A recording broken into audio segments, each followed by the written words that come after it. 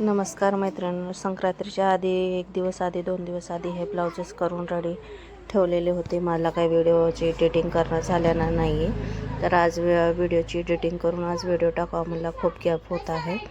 तर सर्वात आधी तर मी हे 2 अस्तर मेन फॅब्रिक कट केलेले होते.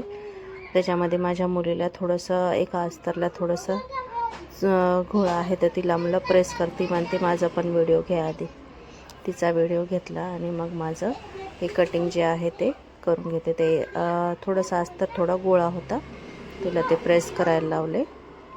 बाकी हे जे 2 आहेत माप लहान आहे, नॉर्मलच गळा आहे, छोटासा माप आहे, 4 टक्सचं ब्लाऊज आहे. तर हे 2 ब्लाउजेस मी कटिंग करत होते. हे मी जेवढं होईल तेवढं मी लवकरात लवकर कट करून कारागिरांना देत असते त्यांना शिवण्यासाठी. तर कटिंग पूर्ण आपली जर असली तर त्यांना शिवायला सोपं पडतं.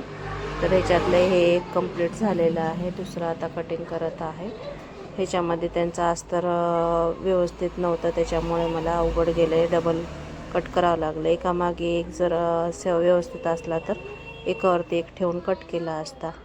ते 2 कटिंग केल्यानंतर हे व्हिडिओ घ्यायला लक्षात नव्हता म्हणून हे एक घेतला. एकाच कस्टमरचे हे ब्लाउजेस आहेत 4 ते 5. तर ते मी तुम्हाला दाखवते. हे बघा, हे 4 ते 5 हे एकाच कस्टमरचे, एक राहिलेला अस्तर नाही आहे त्याचा. आणि हे खूप दिवसाआधी मी शिवलेलं आहे. याच्या स्लीव्जला डिझाईन करायची होती, ते क्लायंटला काही घाई नव्हती तर हे राहून गेलं.